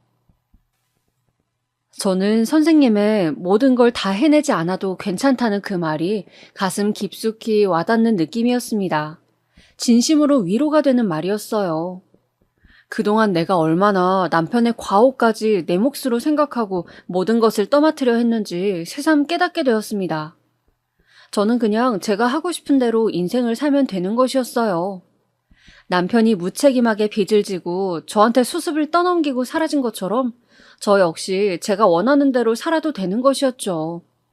그걸 제 짐으로 지운 것은 그냥 시어머니와 형님들이 자신들의 스트레스를 풀기 위해 저를 괴롭힌 것이었어요. 저는 마치 머리를 누군가에게 한 대 맞은 듯이 모든 것이 갑자기 선명해지는 느낌이었습니다. 남편이 연락이 되든 말든 나는 이혼 소송을 제기할 수도 있고 시댁의 불합리한 처사에 내 목소리를 내도 되는 것이었어요. 그렇게 마음을 먹고 나자 조금 의욕도 생기고 식욕도 생기는 듯 했습니다. 하루 중에 나 자신을 위해 뭔가 소소한 일을 하는 시간도 가지기로 했어요. 30분 정도 제가 정말 하고 싶은 일을 하는 것이죠. 주로 산책을 하거나 부모님과 통화를 하거나 또 좋아하는 드라마를 봤어요. 그리고 항상 거울을 보면서 나 자신에게 말했습니다. 너는 소중한 사람이야. 더 이상 혼자 모든 것을 견디지 말자. 이렇게 매일 하다 보니 정말 놀라울 정도로 좋아지는 느낌이 들었어요. 모든 것을 심플하게 생각하니 세상에는 즐거운 일도 많고 하루하루 느낄 수 있는 작은 즐거움들이 많았죠. 한동안 시댁에서 행사가 있어도 저는 친정에 일이 있다며 핑계를 대고 참석하지 않았습니다. 시어머니는 당황하시는 듯 했지만 저는 이제 제 인생을 제대로 살기로 했기 때문에 괜찮았어요. 그러던 와중에 드디어 지옥의 여름 휴가가 다가왔습니다. 여전히 남편은 아무 연락도 되질 않았어요. 저는 이번 휴가는 아예 안 갈 작정이었습니다. 여보세요? 셋째야. 우리 이번 주말에 늘 가던 계곡으로 휴가 가기로 했다. 동생네도 온다고 하니까 20인분 음식 준비해 오렴. 어머니 죄송하지만 저는 올해는 휴가 참석 못할 것 같아요. 뭐? 아니 왜? 저도 힘들어서 더 이상 못하겠어요, 어머니. 이혼하라고 하시면 그렇게 할게요. 남편이라고 몇 년째 연락도 안 되고 제멋대로인데 저도 이제 지치네요, 정말. 네가 인간이냐? 네? 네가 사람이냐고? 네가 친정서 받았던 돈 그거 보태줬으면 우리 아들이 그렇게 마음고생하고 형들한테 그런 취급받을 일도 없었잖니. 어떻게 요만큼도 미안해하는 게 없어? 됐고 이혼을 하든 말든 내가 첫째 둘째 눈치를 얼마나 보는데 네가 안 오면 음식을 그러면 다 늙은 내가 하란 말이니? 너네 집에 돈 뜯긴 큰애 둘째가 하란 말이니? 잔말 말고 당장 이혼하고 싶은 게 아니면 와! 뚝! 어머님은 그렇게 자기 할 말만 퍼부으시고 전화를 끊으셨습니다. 저는 어이가 없었어요. 어차피 이런 대접을 받을 거 그동안 왜 그렇게 전전긍긍하며 고생을 했는지. 저는 그냥 안 간다고 말하려다가 이대로는 분해서 안 될 것 같아서 저 나름의 복수 계획을 세웠습니다. 우선 인스턴트 식품을 잔뜩 사서 캐리어에 넣었어요. 그리고 편의점 도시락을 20인분 샀습니다. 콜라도 잔뜩 샀죠. 그리고 집에 있던 구명조끼를 하나 들고 갔습니다. 근사한 수영복도 하나 샀죠. 그리고 대망의 여름 휴가 날이었습니다. 왔니? 아이, 다들 배고프니까 점심 준비부터 하거라. 네, 저기 도시락 사다 놨으니 하나씩 드시면 돼요. 전자레인지가 없어서 좀 차갑긴 하겠지만요. 그럼 저는 물놀이 하러 다녀올게요. 저는 도시락을 쌓아둔 곳을 가리키면서 미소를 띤 채 계곡으로 향했습니다. 몇 번을 갔어도 발 한 번 담궈보지 못했던 계곡물은 정말 시원했어요. 그동안의 서름이 한순간에 씻겨 내려가는 느낌이었죠. 그렇게 저만의 망중한을 즐기고 있을 때 형님 두 분이 제 곁으로 다가오시더군요. 동서, 음식이 저게 뭐야? 이제 막 나가기로 한 거야? 형님, 저도 계곡물에 몸 좀 담궈보려고요. 식모도 아니고 계속 일만 할 순 없잖아요. 참 뻔뻔하다. 돈도 없는 년이. 그런 거라도 해야지. 뭐라고 하셨어요, 지금? 아니야, 그냥 어이가 없어서. 어느새 옆에 다가온 시모 역시 형님 둘과 함께 고개를 끄덕이고 계시더군요. 저는 순간 더 이상은 안 되겠다 싶었습니다. 그래서 계곡에서 나온 다음 냅다 큰형님 멱살을 잡고 물속으로 던져버렸어요. 오랫동안 공장 일을 했고 또 바닷가 출신이라 수영도 잘하던 저의 힘에 형님은 찍소리도 못하고 계곡에 풍덩 빠져버렸죠. 어머, 뭐 하는 짓이야? 저는 들은 척도 하지 않고 둘째 형님 그리고 마지막으로 시모까지 계곡물 맛을 보여드렸어요. 풍덩 풍덩. 아유, 사람 살려. 동서. 제가 있던 곳은 계곡의 한쪽이라 다른 가족들은 아무도 세 분이 빠진 것을 보지 못했습니다. 저는 물에 빠져 허우적대는 세 명을 보며 통쾌하게 웃다가 가지고 온 구명조끼를 한 명에게 던져준 다음 수영을 해서 나머지 두 명도 건져주었죠. 수영을 못하는 사람 입장에서는 깊은 물이지만 제 입장에서는 얕은 물이라 다시 셋을 건져내는 것은 쉬웠습니다. 세 사람은 그야말로 물에 빠진 생쥐꼴이 되어 온몸을 떨면서 저를 두려운 눈으로 바라보더군요. 특히 시모는 너무 놀랐는지 아무 말도 못하고 입을 턱 벌린 채 저를 바라보고 있었어요. 저는 그 얄미운 세 명에게 웃으며 말했습니다. 어머님, 형님들, 저는 이제 제 잘못이라고 자책 안 하고요. 행복하게 살기로 했어요. 부당하게 시키는 모든 시집살이 노동은 하지 않을 거예요. 이혼을 해도 괜찮고요. 그 부분은 행방불명된 남편이 연락이 온다면 정할 테니 이제 저한테 말도 안 되는 요구하지 마세요. 그럼 저는 오늘 일찍 가보겠습니다. 컵라면하고 콜라 많이 있으니 도시락 먹고 저녁은 컵라면 드시면 되겠네요. 그럼 즐거운 휴가 되세요. 그렇게 저는 벙쪄 있는 세 명을 등 뒤로 두고 당당하게 걸어서 그 지옥 같은 여름 휴가를 탈출했습니다. 그리고 그 후로 시댁과 거의 연을 끊고 살고 있죠. 마트 일을 계속하다가 저를 걱정해 주셨던 김씨 아주머니께서 그동안 모은 돈으로 가게를 차리신다고 해서 저도 그 가게로 따라가게 되었습니다. 감사하게도 저에게 매니저 자리를 주셔서 저는 갑자기 카페 매니저라는 중책을 맡게 되었죠. 우리 카페는 커피도 팔았지만 떡꼬치나 인절미 그리고 전통차들이 인기가 있어서 저는 제가 예전 어묵 공장에서 일했던 기술을 살려 어묵 꼬치 세트도 출시하는 등 메뉴 개발에도 참여했어요. 그렇게 제 생활을 열심히 하면서 2년여 시간을 보낸 끝에 최근에서야 남편이 연락이 닿았습니다. 어촌으로 내려가 신분을 감춘 채로 한참 일을 했다고 하더군요.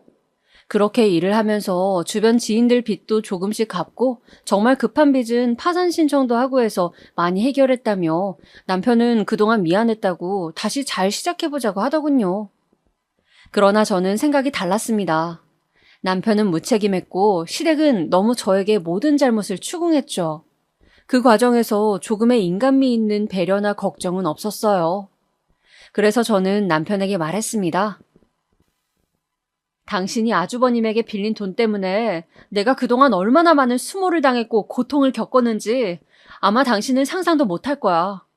나는 다시는 그 인간들 얼굴 볼 생각 없으니까 그냥 좋은 말로 할 때 이혼해줘. 당신이 유책 배우자인 건 알고 있지? 여보, 미안해. 아니, 사과하지 마. 당신은 배우자라고 하면서 나를 버리고 도망갔어. 남아있는 내가 어떻게 살았는지 알아? 그냥 내 인생에서 깔끔하게 사라져줘. 그렇게 저는 몇 번이나 저를 붙잡고 매달리는 남편에게 단호하게 이별을 고했습니다. 아이가 없는 것이 천만다행이었어요. 아이가 있으면 이혼을 해도 계속 보면서 지내야 한다고 하니까요. 저는 그럴 자신이 정말 없었거든요. 너무나 괴롭고 또 괴로운 시간들이었기 때문이죠. 그렇게 이혼 절차를 밟고 있던 어느 날 시어머니에게서 전화가 왔습니다. 여보세요? 아가, 잘 있었니? 셋째한테도 연락 받았다. 기어이 이혼을 해야겠니? 어머니, 이제 와서 그게 무슨 말씀이세요? 저한테 어떻게 하셨는지 기억 안 나세요? 그때는 내가 그냥 너무 힘들어서 너라도 좀 뭐라도 하는 신용을 하면 다른 며느리들 앞에서 내 체면도 서고. 어머님 아들이 사고 친 걸 제가 왜 수습해야 돼요? 그것도 무슨 식모도 아니고 그렇게 힘들게 일하면서요. 아직도 비가 오면요, 삭신이 쑤셔요. 하도 어머님 덕분에 혹사를 당해서요. 미안하다. 이혼만은 다시 생각해주면 안 되겠니? 이제 와서 그러셔봤자 아무 소용 없어요. 이미 버스 떠났다고요. 어머님은 이제서야 제가 아쉬운지 저에게 매달리시더군요. 사람들은 참 왜 뒤늦게 항상 후회를 하고 미련을 둘까요? 제가 그렇게 최선을 다해서 뭐든 해보려고 노력할 때는 모두가 절 외면하고 알아주지 않더니 이제 그만하겠다고 하니 아쉬워서 붙잡네요. 그냥 호구 노릇 해주던 사람이 이젠 안 한다고 하니까 아쉬운 심리인가요? 여러분은 사람들이 대체 왜 그러시는지 아시나요? 있을 때 잘하라는 그 말을 왜 귀담아 듣지 않는 걸까요? 저는 그렇게 저의 고통스러운 결혼 생활을 끝냈습니다. 그리고 식당 일을 그만두고 모아둔 돈으로 휴학했던 학교에 다시 문의해서 복학을 했죠. 나이가 들어버려 대학을 졸업한다고 해도 취업에는 한계가 있을지 모르지만 그래도 제가 친정 부모님과 했던 약속이고 또 저 자신을 위해 필요한 일이기에 학업을 마치기 위해 열심히 레포트도 쓰고 시험도 보고 있습니다. 그렇게 하루하루 저 자신에게 집중하는 이 시간이 너무 행복하고 좋습니다. 여러분, 오늘 저의 이혼 스토리 어떻게 들으셨나요? 제가 드리고 싶은 마지막 말씀은 어떤 순간에도 나 자신을 사랑하라는 것입니다. 들어주셔서 감사합니다. 행복한 하루 보내세요.